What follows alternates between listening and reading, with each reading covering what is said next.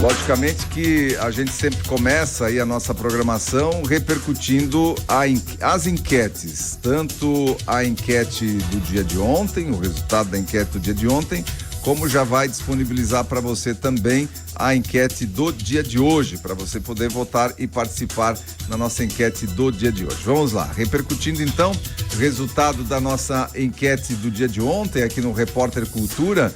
Ontem a gente repercutiu a situação da segurança nas escolas daqui das nossas cidades, porque teve um caso que aconteceu aí na Clara Donner, um aluno entrou com uma faca na escola, ameaçou lá a professora, teve uma confusão lá na escola, os pais preocupados, enfim, a gente repercutiu isso por aqui. Como você avalia a segurança nas escolas da sua cidade, porque nós temos ouvintes aqui de toda a região, estão avaliando as escolas de toda a nossa região, na verdade aqui, 46,8% dizem que é razoável a segurança nas escolas aqui das nossas cidades.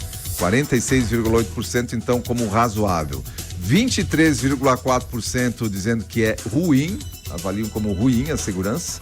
Tem 22,1% que avaliam como boa e 7,8% dizendo que é excelente. Então, entre boa e excelente, nós temos aí 30% que avalia como boa e excelente. Nós temos 46,8% que dizem que é razoável e 23,4% dizendo que é ruim a segurança nas escolas. Vejo que são bem divididas aí as opiniões e também, logicamente, que varia de escola para escola. Tem que aqui, as pessoas que participam aqui, elas falam da escola que elas têm aí as suas experiências do dia a dia. Então tá avaliando de maneira geral as escolas aqui da nossa região. Então, a maior parte achando que é razoável, ou seja, que há uma preocupação com segurança, enfim. Se a gente somar aqui o excelente e o bom, nós temos basicamente 30% dentro desses itens aqui, e 23,4% que acham que é ruim a segurança nas escolas. Obrigado aí pela sua participação na enquete do dia de ontem. Hoje, então, nós estamos repercutindo um outro assunto, que é a comissão aprova multa para porte e uso de drogas em ambientes públicos. Os membros da Comissão de Segurança da Assembleia Legislativa aprovaram na tarde de quarta-feira, 19, parecer favorável ao projeto de lei que institui a cobrança de multa pelo porte e uso de entorpecentes em ambientes públicos em Santa Catarina. A gente já conversou sobre isso aqui no Repórter Cultura, mas agora esse projeto está tramitando aí na Alesc. Então vamos lá. Como você avalia a lei que multa o porte e uso de drogas em ambientes públicos em Santa Catarina? Tem 3 alternativas para você dar a resposta hoje aqui na nossa enquete. A primeira alternativa: mais uma lei para punir o usuário, mas que não atinge o traficante. É porque o traficante é o principal que difunde, né? Quem mais difunde aí a questão da droga é o traficante. E esse acaba não sendo punido, só o usuário. A segunda alternativa: não vai prosperar em função de outras leis e da própria atuação do Supremo Tribunal Federal. A gente vai comentar sobre isso depois no Giro de Notícias. E a terceira alternativa: concordo, vai inibir o consumo. São as 3 alternativas para você votar e participar na nossa enquete do dia de hoje, que já está sendo distribuída nos grupos de WhatsApp. Eu já vou colocar agorinha mesmo lá no Facebook e também no YouTube para você poder votar e participar. O Departamento de Agricultura informa que o certificado de cadastro de imóvel rural 2024 já está disponível para a emissão. A emissão pode ser feita no site do INCRA ou então de forma presencial no Simplifica Timbó. Para emitir o certificado de cadastro de imóvel rural, é necessário realizar o recolhimento da taxa de serviço cadastral por meio de uma das opções de pagamento disponíveis, que é o Pix, cartão de crédito ou boleto. O vencimento da taxa de serviços cadastrais referente ao exercício de 2024 será 30 dias após a data de lançamento, ficando os débitos não pagos sujeitos à cobrança de multa e juros. Então, somente depois da confirmação da operação de pagamento que vai ser emitido o certificado válido com o status de quitado. A emissão também está disponível nas unidades municipais de cadastramento, que aqui em Timbó atende no Simplifica, na Rua Japão 408. O horário de atendimento é das 8 horas ao meio-dia e também da 1 hora da tarde às 5 horas.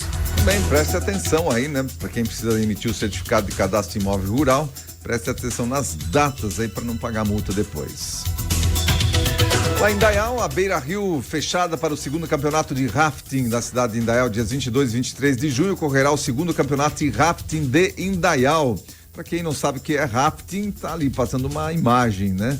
Logicamente que ali na Beira Rio exatamente não tem corredeira nesse volume aí, mas essa corredeira aí é num trecho do Rio Itajaiaçu, entre Indaial e Blumenau, na cidade de Indaial ainda, essa corredeira em que passa a imagem aí com o pessoal praticando o rafting. Então, a competição alusiva ao Junho Verde é uma realização da Prefeitura por meio da Secretaria de Urbanização e Meio Ambiente, da Fundação Municipal de Esportes e da Capivara Rafting, com apoio do Corpo de Bombeiros Voluntários de Indaial. As inscrições já estão encerradas, inclusive. A abertura será amanhã, sábado, às 8h30, na Beira Rio. Na sequência, acontecerá o reconhecimento do percurso às 9 horas. As provas estão previstas para o período da tarde de sábado e domingo. A largada será no final da Rua Recife, com chegada na escadaria da Beira Rio, próximo à Ponte dos Arcos. A comunidade é convidada a prestigiar esse evento lá na cidade de Indaial. Eu particularmente gosto bastante do rafting, já 2 vezes já pude fazer ali em Ibirama, né? É uma atividade muito gostosa. A princípio parece, né? Tem risco envolvido? Tem, claro que tem risco envolvido, né? Bater aí numa pedra, alguma coisa, mas existe umas normas de segurança e certamente os instrutores ali não colocam, né? As pessoas que não têm experiência não colocam essas pessoas em risco, fazem um percurso aí que é mais tranquilo, mas eu gosto muito do rafting. Agora, tema da nossa enquete.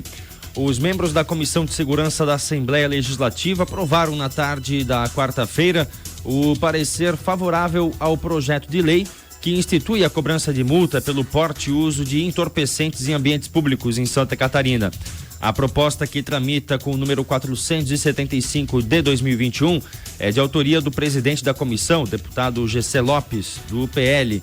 A multa estipulada em um salário mínimo será aplicada a quem foi autuado por portar ou consumir drogas ilícitas em espaço aberto ou fechado nas proximidades de órgão, instituição ou construção pública, incluindo vias públicas e parques. O relator da matéria na comissão, deputado Sargento Lima, também do PL, considerou oportuna e de interesse público. O projeto de lei já havia sido aprovado no começo da tarde de quarta-feira pela Comissão de Prevenção e Combate às Drogas.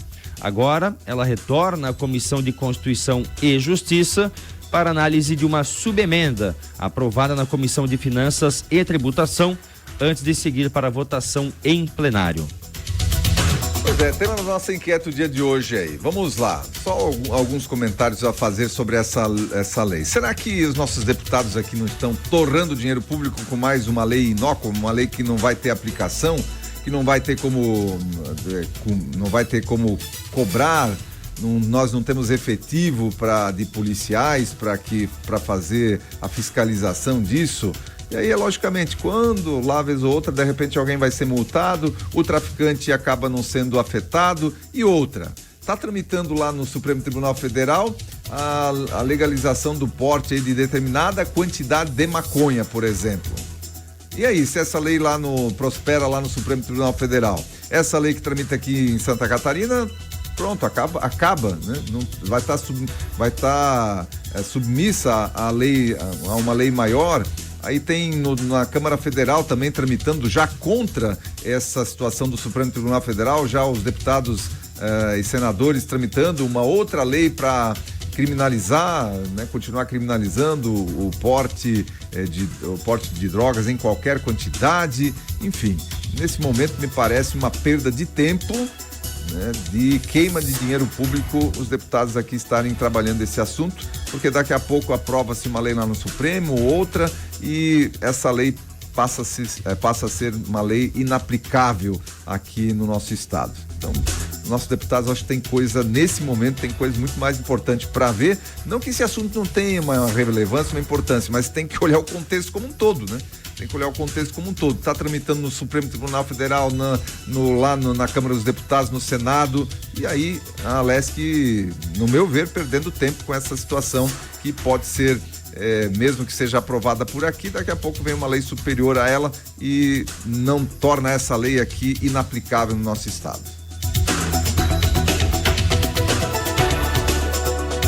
E essa outra notícia aqui também, né? Uma notícia que a gente fica pensando como o dinheiro do pagador dos impostos realmente na mão de político, eles fazem o que bem entendem e do próprio judiciário, porque envolve aqui o judiciário também. O TSE autoriza partidos a usar o fundo partidário para comprar imóveis em leilão.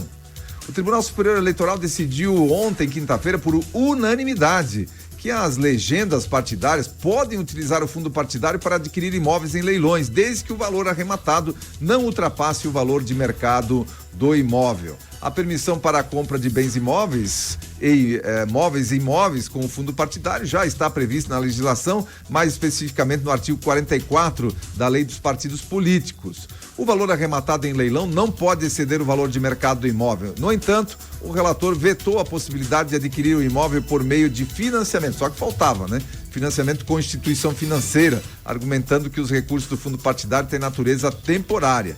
Caso a agremiação perca o acesso ao fundo, o partido seria obrigado a quitar o empréstimo com recursos próprios, o que é proibido pela legislação. A legislação também não permite a aquisição de imóvel por meio de combinação de verbas públicas e privadas, conforme destacado na nota divulgada pelo TSE. A decisão do tribunal abre caminho para que as legendas utilizem o fundo partidário. Olha só, olha isso aqui. A decisão do tribunal abre caminho para que as legendas utilizem o fundo partidário para investir em imóveis. Que maravilha, né? Usar o dinheiro do pagador de impostos para investir em imóveis. Os partidos políticos podem usar o fundo partidário, então, desde que respeitem as condições estabelecidas pela lei. A gente sabe que os partidos têm dono. Você sabe disso, assim como eu sei também que o partido tem dono. A gente sabe das maracutaias que fazem para ter acesso ao fundo partidário. Tem muito partido que só existe justamente porque os seus donos querem botar a mão no fundo partidário. Já tem investigação rolando a 3x4 aí de mau uso, malversação desses recursos de fundo partidário. E aí, agora a legislação permite que os partidos políticos usem, então, o fundo partidário para comprar imóveis em leilões e investir em imóveis. Que daí ele vai lá, compra o imóvel mais barato, no leilão, de repente, né? E depois pode comercializar esse imóvel mais caro, ganhar dinheiro em cima do pagador de impostos. Que maravilha! O Brasil realmente é o país da piada pronta.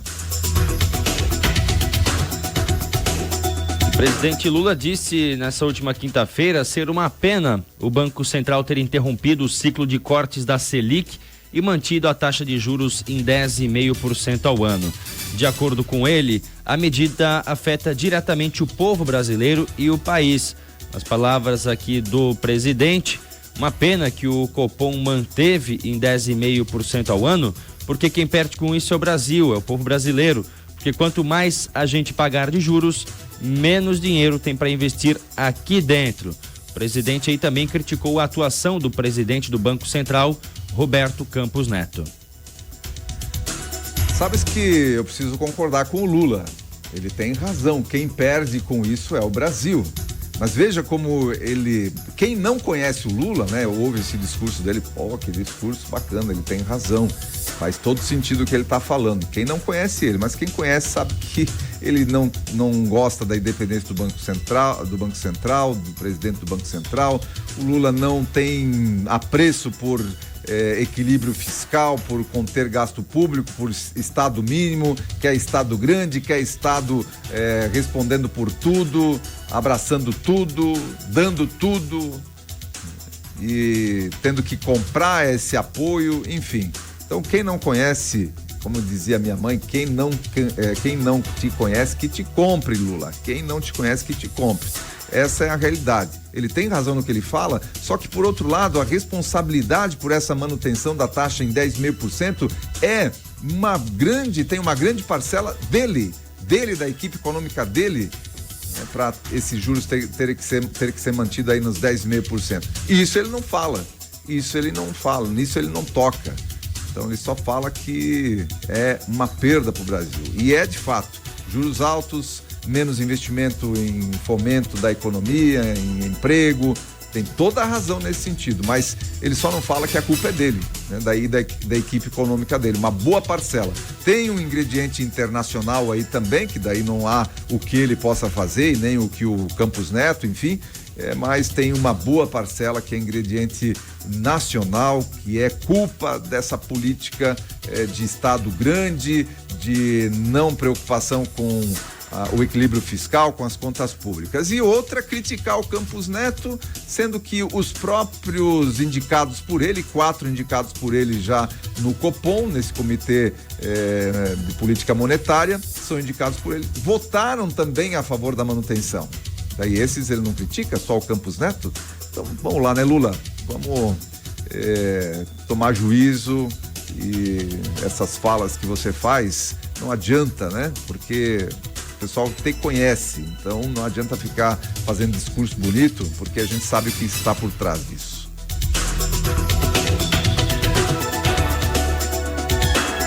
E falando novamente de economia, o dólar sobe e fecha a 5,46, o valor mais elevado do governo Lula, né, esse terceiro governo do Lula, e o maior patamar desde julho de 2022. Eu vou resumir aqui, porque tudo que eu já falei ali sobre a questão dos juros tem a ver com o dólar também. Esse movimento acompanhou a valorização da moeda no mercado internacional, impulsionado pelo aumento dos rendimentos dos treasuries, títulos do Tesouro dos Estados Unidos. Então, olha o ingrediente internacional para a elevação dos dólares, do dólar, enquanto os investidores reagiam às declarações recentes de quem? Do Lula, sobre a última reunião do Comitê da Política Monetária do Copom do Banco Central no Brasil.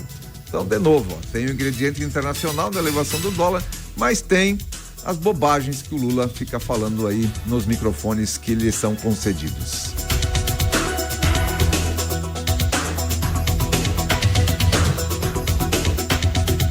E o Moraes aqui arquiva inquérito sobre campanha contra a PL das fake news.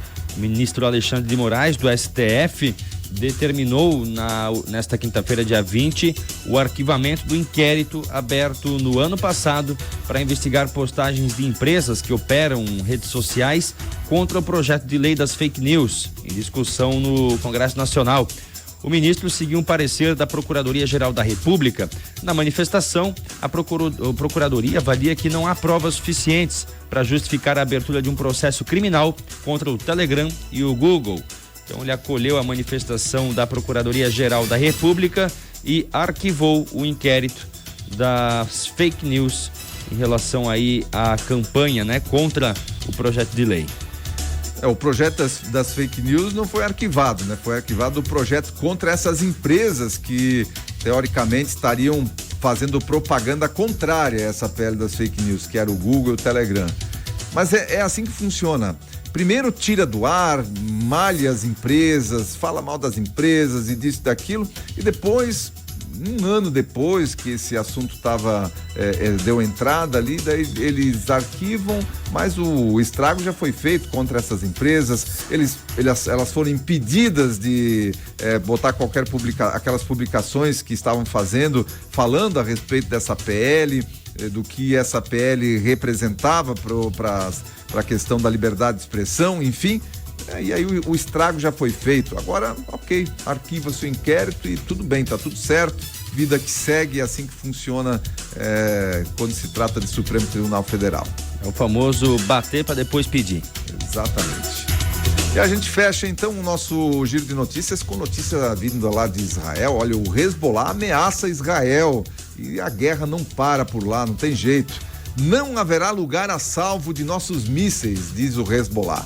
Na quarta-feira, dia 19, o Hassan Nasrallah, líder do Hezbollah, realizou ameaças contra Israel e Chipre durante uma transmissão televisiva. Declarou que, em caso de guerra, não haverá nenhum lugar a salvo de nossos mísseis e drones. As informações são do jornal Reuters. Nasrallah ainda disse que o Hezbollah possui uma lista de alvos estratégicos que podem ser atingidos com precisão. Israel sabe o que o espera no Mediterrâneo e é muito grande, alertou. Diante de uma batalha desta magnitude, deve esperar por nós por terra, ar e mar. O conflito entre Israel e Hezbollah, que já dura 8 meses, ocorre paralelamente à guerra de Israel e o grupo terrorista Hamas. Nasrallah também alertou que Chipre pode se tornar um alvo se permitir que Israel use suas bases militares e aeroportos para atacar o Líbano. Veja que a guerra não para por lá, não tem jeito. Israel contra o grupo terrorista Hamas e já há 8 meses também o Hezbollah tomando as dores do Hamas, também atacando ali Israel, tendo que se defender do Hezbollah também. A guerra não para por lá. É incrível como aquela região, ela vive da guerra, vive em guerra e parece que não acaba nunca. E assim a gente encerra o nosso bloco de informação.